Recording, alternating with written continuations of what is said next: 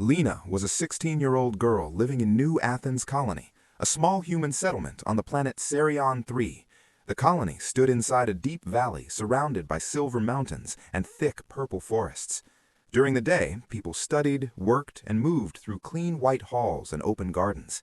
At night, the sky showed 3 bright moons and a shining belt of distant stars. Life here was peaceful. Life was also slow. Lena was not a soldier. She was not a pilot. She did not train with guns or wear military clothing. She attended school, spent time with her friends, and enjoyed simple things. Her 2 closest friends were Mira and Jonas. Mira was quiet and smart. Jonas liked to make jokes and talk about space battles he had seen in history videos. Every Friday after class, the 3 of them walked to the colony cafeteria to drink warm chocolate and trade stories. They talked about silly teachers, rumored alien races, and old human wars. None of them believed war could reach their home. Cerion 3 was far from Earth, but also far from any known enemy. The colony had defense towers and patrol ships, but they almost never needed to use them. On the evening before everything changed, Lena sat on the colony roof with Mira and Jonas. They were watching the stars after school. The air was cool, and small lights blinked in the distance as transport ships moved between the colony and the mining fields to the east. "I heard Earth warships passed close to this system last week," Jonas said with excitement. "Maybe there is some secret operation happening." Mira rolled her eyes. "Or maybe you just watch too many military videos." Lena smiled. "Even if it was true, nothing ever happens here. We are too boring for aliens." Jonas laughed and pointed at the sky. "If aliens ever come here, I will negotiate peace with them." The 3 friends laughed together. That simple moment would stay in Lena's mind for a long time. The next day began like any other. Students entered classes, soldiers patrolled casually, and the air carried a soft smell of clean metal and forest wind. But at noon, the sky darkened. A thin red line appeared above the valley. It looked like a crack in the sky. At first, people thought it was a weather problem or an atmospheric effect, but the line spread wider and wider until it became a giant burning oval. The colony alarms screamed, sirens howled across rooftops, emergency lights flashed red from building to building. Children grabbed their bags, teachers shouted commands, doors locked and walls shifted as the colony transformed into defense mode. Lena ran out of class with dozens of students. Her heart beat fast. Soldiers rushed down the hall, shouting orders. Lena stopped one of them and asked what was happening. The soldier did not look at her. He only shouted, "Inside! Shelter! Now!" Then the sky broke open. Dozens of black alien ships dropped from the burning oval like arrows. They did not look like human ships. They had no windows, no flags, no lights. They were shaped like long claws with sharp wings. The smallest ones flew fast toward the colony, while the largest ones remained in the sky like huge shadows waiting above. The colony defense towers opened fire. Blue laser beams pierced the air. The smaller alien ships dodged and weaved, moving with unnatural speed. They fired green pulses that melted metal walls and shut down power systems in seconds. Lena was pushed toward the underground shelters with other students, but as she moved down the hall, she saw Mira and Jonas running in the opposite direction, toward the school's science lab. Lena shouted their names, but the noise was too loud. Mira and Jonas disappeared through the lab door, and smoke filled the hall. The shelters closed. Lena was not inside. Her ears rang, the ground shook, the colony floor vibrated with each alien strike. She could not hear voices anymore, only distant explosions and a deep hum coming from the sky. She hid behind a broken support wall and waited for the smoke to clear. Soldiers fought in the courtyard. Some tried to shoot down the alien ships. Others pulled wounded civilians to safety. Lena's eyes searched the area again and again for Mira and Jonas. She refused to leave without them. She waited until a heavy transport vehicle passed by, then sprinted across the courtyard, keeping her head low. The sky above glowed with green light as alien beams cut through the air. One beam hit a defense tower, slicing off its top. The tower exploded in white sparks. Lena reached the science lab building. The front entrance was cracked, and the glass windows were broken. Inside, papers and tools lay scattered across the floor. The lights flickered. The lab smelled of smoke and burned plastic. "Mira! Jonas!" Lena shouted, her voice shaking. She heard a faint answer from below. The 2 friends were hiding under the metal staircase that led to the lower lab room. Lena crawled under and pulled them out quickly. Mira was crying. Jonas had a small cut on his forehead.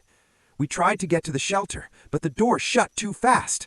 Before Lena could reply, loud thumps echoed from outside. Heavy footsteps, not human. They were slow, metallic, and strong. Something large was moving across the courtyard, scanning the buildings. The three friends hid behind a supply cabinet. They kept their breathing quiet. A shadow passed the window, a tall alien shape with long arms and bright white lights on its head. It moved past the entrance, then more footsteps followed. They stayed still until the sounds faded. When they looked again, the courtyard was empty, the sky filled with alien ships rising upward, carrying large containers and cages. Lena crawled out and saw something that froze her heart.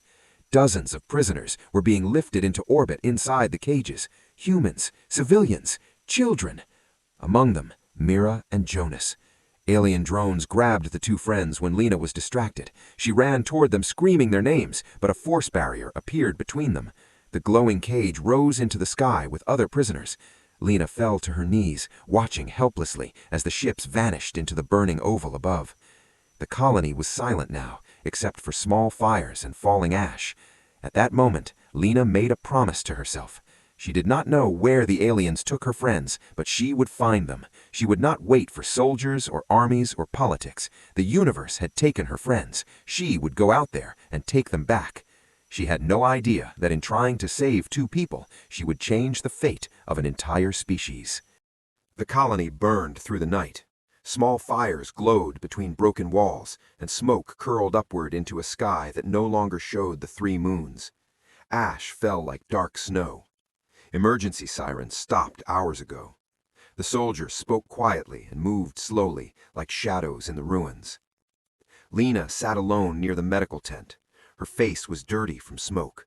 Her hands shook. She had been questioned by officers for identification, safety, and medical check. They asked her what she saw, if she recognized the alien ships, and how she survived the first attack. She answered in short sentences, trying not to cry. No one asked her about her friends. No one told her anything. When morning came, the colony loudspeakers turned on. A commander with a tired voice informed the survivors that 37 civilians had been taken by the alien forces, including children and students. He said that rescue missions were being considered and contact with Earth forces would be attempted. Lena listened to the announcement with cold anger. Being considered was not enough. Her friends were not numbers in a report.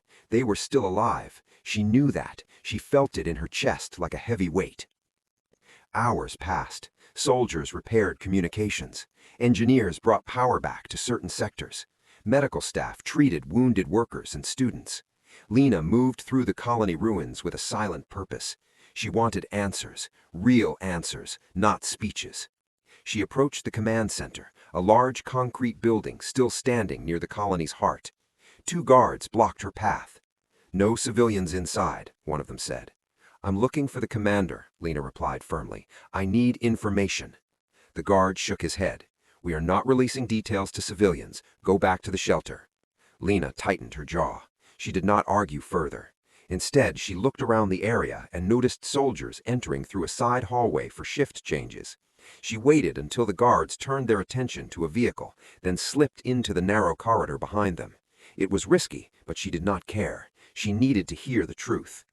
Inside the hall, voices echoed from an open door. Lena stopped and listened without entering. The commander and several officers stood around a holographic map showing the system around Serion 3. A communication officer spoke first.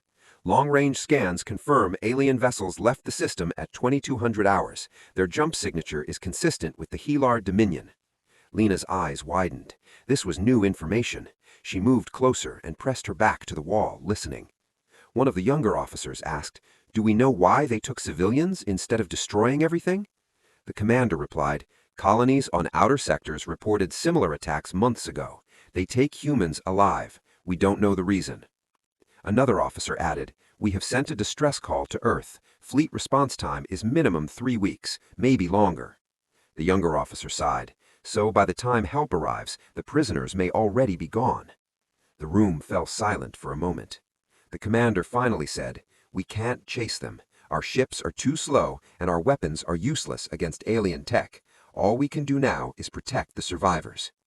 Lena felt her heart sink. They were not planning a rescue. They were planning to survive and wait while her friends were being taken who knows where. She stepped back from the door and exited the building before anyone noticed her. Once outside, she moved past broken vehicles and quiet tents until she reached the colony's south platform. Engineers were repairing drones near the landing pad. Tools lay scattered, wires sparked, but one object caught her eye. An old mining shuttle sat at the edge of the platform, covered in dust and scorch marks. Its nose was dented, but its core reactor lights were still glowing faintly. It looked abandoned. It looked forgotten. She approached an engineer and pointed at it. "Does that shuttle still work?" The man looked up from his toolbox. "Barely. It's an old M7 mineral loader, used for hauling ore. Slow, weak shields, zero weapons. Why?" Lena swallowed. "Can it fly into space?" The man raised an eyebrow. "Maybe, if it doesn't explode on launch." Lena did not smile. She did not joke. She only nodded and walked away. That night, she returned to the shuttle platform with a backpack full of food packs, water flasks, and a stolen first aid kit. The colony was mostly asleep. Soldiers patrolled quietly, assuming the aliens were gone for now. Lena studied the shuttle up close. Its side hatch was unlocked. Inside, it smelled of oil and dust. Old containers and mining tools were strapped to the walls. The pilot's seat was cracked, but usable. A small reactive engine hummed beneath the floor. She sat in the pilot's seat and stared at the controls. She did not know how to fly a ship. She had seen tutorials. Jonas once showed her how to simulate flight on a school digital pad. She remembered basic things: ignition, thrusters, stabilizers, orbit climb. Her hands trembled slightly as she touched the console. She was scared, but the fear felt small compared to the image of her friends locked in alien cages. She reached into her backpack and pulled out a small recording device. She pressed it once. It displayed a hologram of Mira laughing during their school project. She watched it for a few seconds, then placed it in her pocket. "I'm coming," she whispered. But she still needed one more thing: direction. She needed to know where the alien ships went. She left the shuttle and crept toward the communication tower on the hill. The building was locked, but the side maintenance hatch was open. She climbed inside, moving quietly through dark hallways until she reached the main control room. Inside, a single technician slept in a chair, snoring lightly. Booklets and datapads were piled beside him. Lena slowly picked up one of the datapads and scrolled through system logs until she found it. Alien Fleet Departure Vector 170.2 degrees. Jump signature, Helar Dominion Border Route. Lena's eyes widened. This was new information. She moved closer and pressed her back to the wall, listening. One of the younger officers asked, "Do we know why they took civilians instead of destroying everything?" The commander replied, "Colonies on outer sectors reported similar attacks months ago. They take humans alive. We don't know the reason." Another officer added, "We have sent a distress call to Earth. Fleet response time is minimum 3 weeks, maybe longer." The younger officer sighed. "So by the time help arrives, the prisoners may already be gone." The room fell silent for a moment. The commander finally said, "We can't chase them. Our ships are too slow, and our weapons are useless against alien tech. All we can do now is protect the survivors." Lena felt her heart sink. They were not planning a rescue. They were planning to survive and wait while her friends were being taken who knows where. She stepped back from the door and exited the building before anyone noticed her.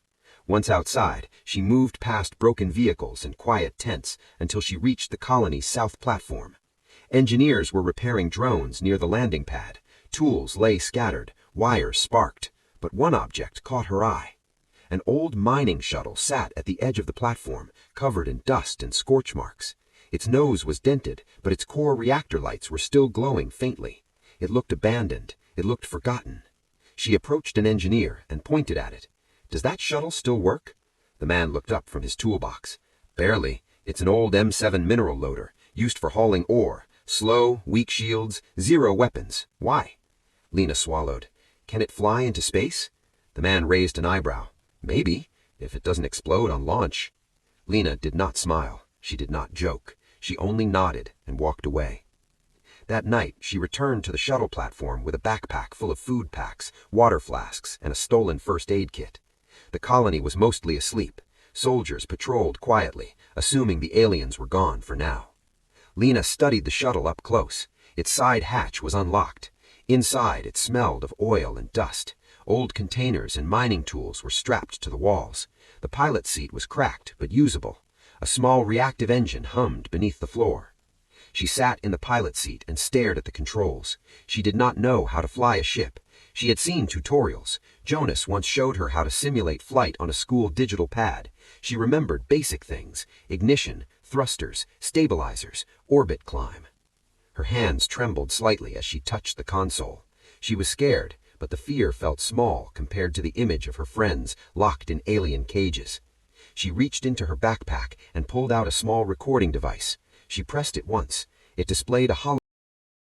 The mining shuttle broke through the upper atmosphere and entered open space. The stars looked sharper outside the planet. Lines of light curved around the hull as the ship stabilized. Lena had never been in space before, not like this. She had seen space from transport windows, but never from the pilot seat of a ship that she controlled. Her hands gripped the controls tightly.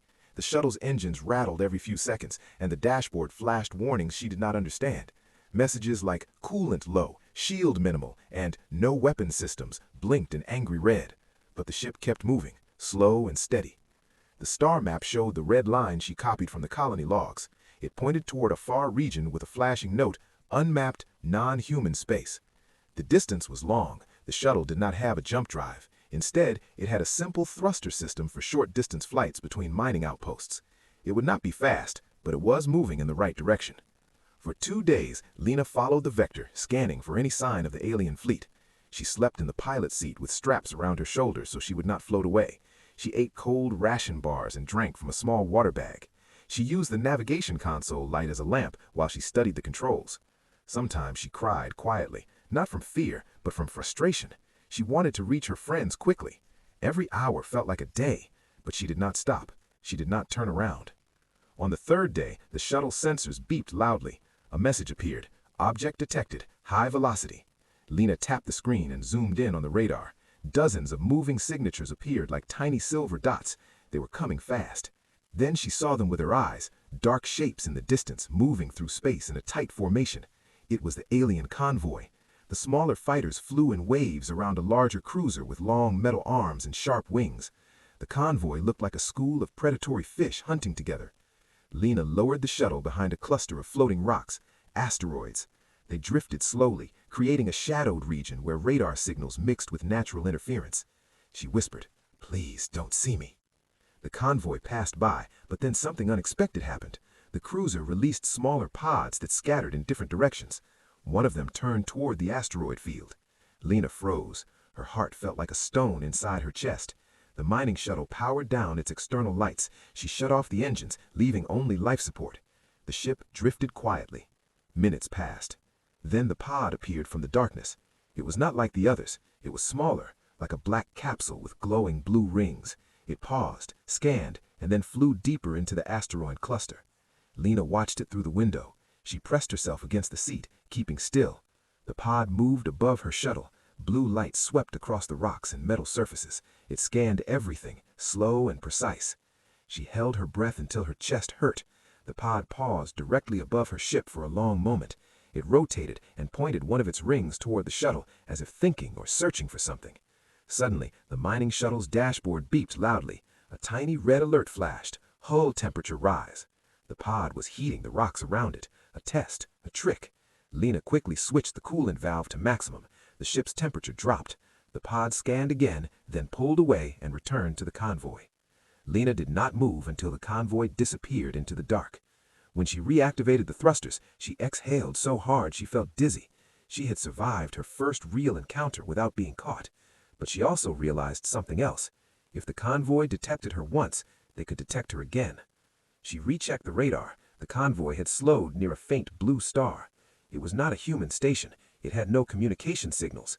It looked like a Hellar way station, a checkpoint deep in alien-controlled space. The convoy docked with the way station. Lena needed to get closer. She waited until the fighters moved away for patrol, then pushed the shuttle forward at medium speed. It was risky, but she needed to see if her friends were there. When she approached the way station, she saw strange architecture. Human buildings were square or curved, but Hellar structures were sharp and layered. They looked like giant knives stacked in patterns. Blue energy pulsed through channels along the walls, creating a heartbeat-like glow. A docking bay opened and closed as ships arrived. Aliens moved in groups, tall and thin with long limbs. They wore black and silver exosuits that wrapped around their bodies like vines.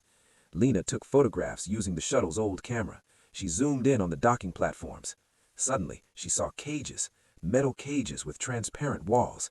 Inside them were humans. Some sat quietly, some cried, some banged their fists on the walls. Lena's breath caught in her throat. One cage had children wearing school uniforms. It looked familiar, but she could not see Mira or Jonas from the distance. They could be inside another section, or they could be taken deeper inside the station. Before she could take more pictures, the mining shuttle's radar flashed yellow. Unknown signal acquired. Another message followed. Active scan detected. She looked out the left window and saw a formation of Hellar fighters turning in her direction. They had noticed the shuttle. The fighters accelerated fast, leaving bright trails behind them. Lena panicked. She turned the shuttle around and pushed the thrusters to maximum. The entire ship rattled violently. Alarms beeped everywhere. The fighters gained quickly. A green beam hit the shuttle. The shields flared briefly, then failed. Lena screamed but kept flying. The mining shuttle had no weapons. It could only run. Another beam hit the right wing. Sparks shot through the cabin. The ship spun. Lena fought the controls. The asteroid field appeared ahead like a maze of rock and death. She pulled hard on the joystick, sending the shuttle into the dangerous field. The fighters followed from behind, but they were faster and more agile. Rocks smashed against the hull. Metal screeched. Lena ducked as debris hit the window. The fighters fired again, missing by inches. She reached the far end of the field and saw a large fractured asteroid with a deep interior cave. She dove into it. The shuttle scraped the walls and sparks filled the cabin. Then everything went dark. The mining shuttle hit the cave floor and slid until it stopped. Smoke filled the cockpit. Lena coughed, shaking and terrified. The alarms flashed red. Engine disabled. Power critical. Boarding imminent. She looked up at the asteroid entrance. Alien footsteps echoed on the hull. They had found her. The mining shuttle was silent except for the soft crackling of damaged wires. Smoke drifted through the cabin as Lena unbuckled herself and dropped to the floor. Her head hurt from the crash, and her arms shook from adrenaline. The alien footsteps grew louder. They moved across the hull in slow, heavy rhythms, as if the aliens were not in a hurry. They knew she could not escape now. Blue lights pierced through the cockpit window. Small flying drones hovered outside, scanning the shuttle. Their thin beams traced every crack and broken panel. Then one drone tapped the glass with a tiny metal tool, as if marking the location. A deep metallic clang echoed through the asteroid cave. Lena turned toward the rear of the shuttle. The hull vibrated. Something was cutting through it. Sparks rained down as molten metal dripped to the floor. A circular hole opened, glowing bright orange around the edges. 3 Hellar soldiers climbed through. They were tall and thin, with elongated arms and glowing white helmets. Their movements were smooth and quiet, like living shadows.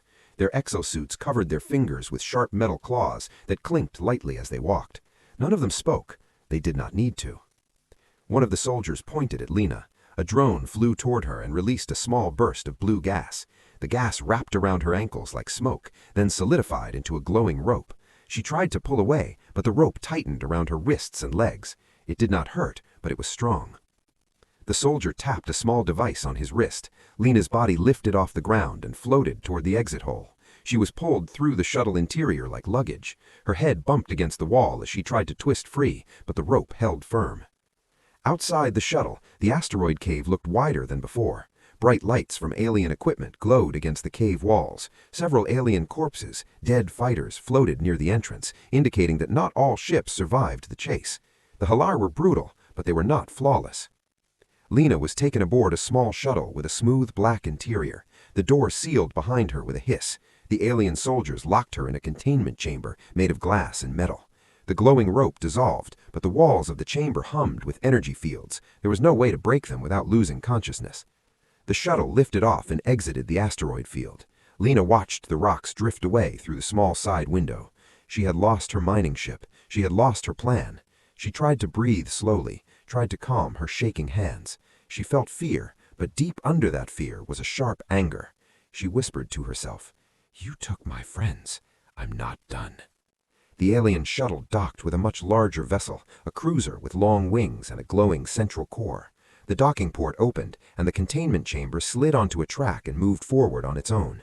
It carried Lena through corridors lit by blue and white lines. She saw alien workers and soldiers around her. They barely looked at her, as if she was no more than a package. After several minutes, the chamber stopped in a bright room. The walls were lined with transparent tubes filled with blue liquid. Tools and devices hung from the ceiling like metal insects. In the center stood a tall alien wearing a different type of exosuit, silver plates, white lights, and a mask shaped like a smooth oval. It looked more like a scientist than a soldier. The scientist approached the containment chamber and tapped on the surface. The walls dissolved into particles of light, freeing Lena but leaving a force field around the room so she could not run. The scientist spoke in a flat voice. It sounded like machine speech translated into human language. Human subject, non-military, unidentified. Lena stared at it without blinking. She did not know what to say, so she said nothing. The scientist continued scanning her with a thin handheld device. The device beeped. The scientist tilted its head. Behavioral pattern, unusual. Leaving controlled zone after invasion. Purpose, unknown. That's because you took my friends, Lena said sharply. I came to get them back. The scientist paused longer this time. Its alien hand hovered near its helmet, recording her voice. Risk behavior, emotion-driven decision-making, fear suppression, high. Two other aliens entered the room. They stood behind the scientist and observed Lena as if she were an insect in a jar. The scientist spoke again, almost curious. Humans display excessive loyalty. This trait spreads through group clusters. Unstable logic, but effective in conflict scenarios. Lena frowned. That's called friendship. The scientist ignored her words and turned to a large screen on the wall. Images appeared, maps and charts and long lines of alien symbols. Then images of human prisoners flashed across the screen. Lena recognized children, adults, colony workers. They were scanned, tested, and stored in containment rooms like inventory. The scientist tapped the screen and showed 5 flashing locations. Specimens taken to Dominion sectors. Each sector studies different human traits, some for physical endurance, others for cognitive mapping, others for emotional frequency. Lena clenched her fists. Her voice shook when she asked, "Where are the kids from Carry-On 3?" The screen zoomed in on one of the glowing markers. The icon showed a lab station near the border of Hellar space. Specimens from student cluster transferred to research sector. Valuable emotional data. High signal strength. External group bonding detected. Lena stepped closer to the force field. Take me there. The scientist studied her face. Request denied. You are already here. It pointed its long finger toward a door on the side of the lab. The door opened, and 2 aliens dragged in a rail of clear storage cells. Inside were thin metal bracelets, blinking with blue light. The scientist picked one up. This monitors emotional signaling. Humans experience more emotional stress under fear, anger, or loss. This will be observed. One alien stepped forward and forced the bracelet on Lena's wrist. She tried to pull away, but the 2 alien soldiers dragged Lena through a long corridor. The floor hummed with power, and the walls were lined with glowing white paths that pulsed like veins. Every turn led deeper into the ship. The air smelled cold and metallic, like a hospital mixed with machine oil. Lena kept her eyes open. She memorized every corner, every door, every number on the walls. She did not know if she would get another chance. She also watched the other humans. Some were in cages. Some sat silently against the walls. Some stared blankly at the ceiling, their eyes empty. But something was different now. Lena wore the bracelet. It blinked softly, measuring her emotions. The aliens thought it made her weak. They were wrong. It reminded her what the scientist said. Humans experience more emotional stress under fear, anger, or loss. They did not understand that emotional stress could turn into strength. The soldiers stopped at a large silver door. It opened without a sound. Inside was a rectangular room with bright lights and metal chairs attached to the floor. Screens floated above each chair, showing alien symbols. There were 10 other prisoners in the room, all wearing bracelets. Some were young, others older. None of them talked. None of them looked hopeful. An alien guard pushed Lena into one of the chairs. Metal clamps locked around her wrists and ankles. The soldiers left, the door sealed behind them. Lena tested the clamps. They were solid and cold. She looked at the others. One of them, a middle-aged woman, turned her head and whispered, "You're from Sirion 3, right?" Lena blinked. "How do you know?" "I heard soldiers mention your trash," the woman said. "We all came from different colonies, but we saw your shuttle enter the asteroid field." Her voice shook. She was afraid, but she was also curious. Lena asked quietly, "Where are they taking us?" The woman nodded toward the screens. "They study us. They test our stress. They measure our thinking. We are experiments." The word hit Lena like a punch. Experiment. She imagined Mira and Jonas inside rooms like this, scared and alone. Her bracelet flashed brighter as her heart raced. The screens above her head changed, showing her emotional level rising. A robotic voice filled the room, speaking the alien language. The screens switched to new modes, symbols flickered. A cold vapor spread under the chairs, making Lena shiver. The lights dimmed, and the clamps lifted slightly, not enough for escape, but enough for movement. Then, without warning, the screen showed scenes designed to break the prisoners emotionally. War, fear, death, loneliness. Some humans looked away, some shut their eyes. One man screamed as he fell off his chair. His bracelet flashed red, and the clamps froze him in place. The aliens were not just studying humans, they were trying to understand how humans think under pressure. Lena didn't break. She didn't scream. She watched each scene with cold, angry eyes. The bracelet flashed wildly, but not with fear, with determination. The screens moved faster. The tests intensified. Faces of captured humans flashed on the screens. Lena saw children. She saw her school uniform. Then she saw two faces she knew too well, Mira and Jonas. They appeared for less than a second, but that was enough. Her bracelet spiked to maximum as her anger surged through her like fire. Above the screens, a new warning flashed in alien text. Lena didn't understand the words, but she understood the tone. The aliens noticed the emotional spike. The clamps locked again. The screens shut off. The room turned silent. Then the door opened. The tall scientist from before walked in. With it came two armed soldiers and a floating command drone. The scientist stopped in front of Lena's chair and scanned her bracelet. Human subject shows extremely high emotional signal strength, higher than predicted for age category. The floating drone beeped and projected graphs into the air. The scientist stared at the data, confused. Emotion spike not connected to survival fear. Pattern matches protective behavior. Lena stared at the scientist and said, "I don't care about fear. I care about my friends." The scientist tilted its head as if studying a puzzle. "Emotional loyalty creates irrational strength. This trait is dangerous."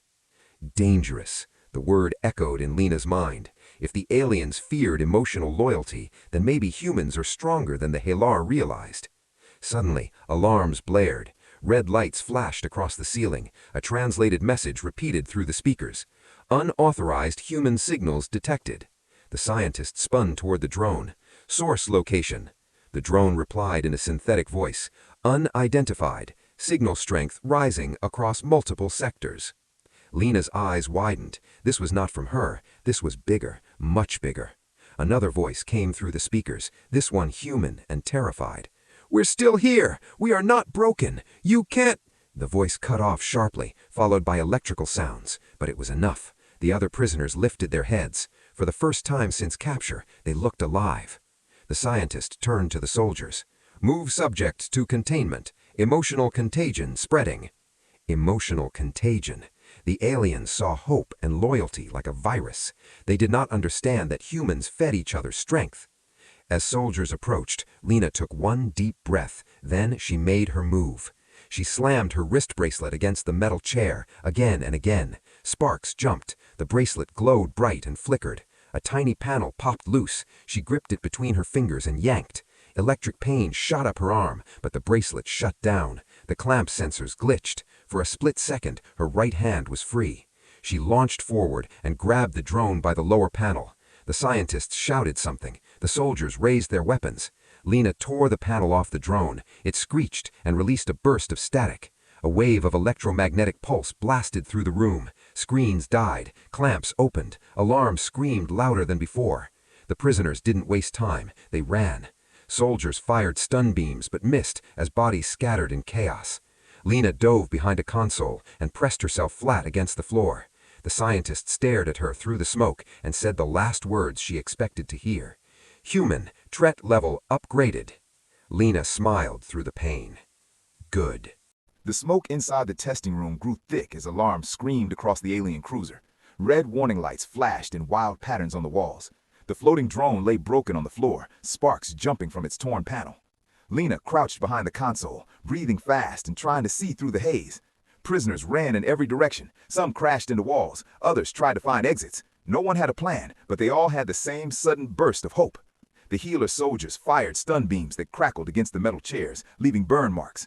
The scientists shouted commands in its alien language, but the chaos drowned everything out. For the first time since her capture, Lena saw fear in alien eyes. She crawled from the console to the door. The corridor outside flickered with emergency lights and warning symbols. She grabbed the edge of the doorframe and pulled herself up, ignoring the pain from her shocked arm. Her bracelet was still broken. Wires hung from its side like tiny veins, but she felt lighter without it. A prisoner, an older man with gray hair and a torn shirt, ran past her. "The main hall," he yelled. "Go to the main hall. There's a docking ring on the far side." Lena nodded. At least someone here knew the layout. Soldiers charged into the corridor from the other side. Lena grabbed the man's wrist and pulled him through a side hatch just before stun beams filled the hallway. The side room was dim and full of stacked crates. Alien markings covered their surfaces. The gray-haired man collapsed against the wall, coughing. "I'm too old for this," he whispered. Lena opened one of the crates using a fallen tool. Inside were small metal spheres, alien drones waiting to be activated. She slammed the lid shut and sealed it again. Drones were the last thing they needed. She looked at the man. "We need to move." He nodded weakly. "The main hall connects all levels. If we can get there, maybe we can reach the dock." They slipped through another door into a transport tube, a long tunnel with a moving floor. It carried them forward quickly. The tube opened into a massive chamber with hundreds of floating platforms and catwalks. Towers of shimmering data screens rose into the air. Aliens hurried up and down, shouting in their language and working frantically at control panels. This was not a lab. This was the command core. Lena crouched behind a pillar and watched. The central tower showed a large holographic map. Red pulses spread across it, representing human emotional signals from different containment rooms. The aliens tried to shut them down, but the signals kept growing. Hope was spreading faster than fear. The scientist from before suddenly appeared on the highest platform, broadcasting to the room. "Human specimens show contagious emotional influence. Contain immediately. Full lockdown protocol engaged. Interference signal must be neutralized." Lena realized something important. The aliens feared human unity. They feared the emotional bond that turned individuals into a group. But alien systems worked on synchronized calm. Emotional chaos broke their network patterns. She whispered to herself, "They are scared of us." The gray-haired man grabbed her arm. "Look, down there." Lena followed his gaze and saw a group of children escorted by soldiers across a lower bridge. They wore school uniforms. Their faces were pale. Lena's heart jumped. It was them, students from Sarion 3. Among them, Mira and Jonas. Mira walked slowly, holding another child's hand. Jonas limped, his face dirty and tired. When Lena saw them, her chest filled with fire. She didn't think, she didn't plan, she ran. Down the stairs, across the moving platforms. Guards shouted behind her. Beams burned into the railings beside her feet. She didn't stop. Mira looked up and gasped, "Lena!" Jonas raised his head, eyes wide. "I knew you would come." Soldiers reached for the kids, but Lena grabbed a metal pipe from the floor and swung it at the closest guard. The shock traveled up her arm, but the guard stumbled and fell into a data pit below. The children scattered, some hiding behind crates, others running toward open platforms. Lena pulled Mira and Jonas close. "Stay with me." But the escape wasn't simple. 3 more soldiers blocked the bridge ahead, weapons raised. Lena shoved the kids behind a barrier, ready to defend them with nothing but a metal pipe. Then something unexpected happened. Dozens of prisoners from the other rooms burst onto the platforms, led by the gray-haired man. They charged at the guards, throwing tools, pushing crates, or tackling aliens with desperate strength. It wasn't skill, it wasn't training, it was survival fueled by connection. The guards faltered. They weren't built for unpredictable human attacks. Their calm, synchronized formation broke apart. That was the weakness. Lena grabbed Mira and Jonas again and rushed toward the main hall exit. At the far end of the chamber, a giant docking ring opened like a circle of silver doors. Small escape pods rested in slots along the wall. People scrambled toward them. Soldiers tried to stop them, but their lines collapsed as more prisoners fought back. Lena pushed Mira and Jonas into an empty pod. The pod's interior was small and round, with 4 seats and a basic control panel. Jonas took the co-pilot seat. Mira sat near the hatch. "What about the others?" Mira asked, voice trembling. "We're getting them out. Lena said. She turned back to the hall. The gray-haired man was struggling with a guard. Lena ran toward the guard, grabbed the guard's fallen device, and pressed it to the soldier's suit. The soldier froze and collapsed. The man looked at her with a weak smile. Go, you're their future. I'm all ready. No, Lena shouted. You're coming. She dragged him toward the pod. A heavy explosion rocked the platform. Sparks rained from above. The scientist appeared on a high bridge, shouting, "Neutralize! Neutralize!" But it was too late. Humans were already inside the pods. Lena slammed the hatch closed and strapped the man into the fourth seat. She pulled the manual release lever. The pod shot out of the docking ring into open space. The cruiser shrank behind them. Then something else happened. The bracelet on Lena's arm flickered one last time and sent out a pulse, a human emotional signal, one that the alien systems could not predict or control. The healer command network flickered. Ships crashed into each other. Formations broke apart. The entire fleet turned into a storm of panic. Lena watched through the pod window as the cruiser lost control and began to spin. She whispered, "You said emotions made us weak, but they made us strong." The pod flew into hyperspace, carrying Lena, Mira, Jonas, and a man who believed hope was worth fighting for. She wanted to save her friends. Instead, she saved humanity's greatest weapon, their heart.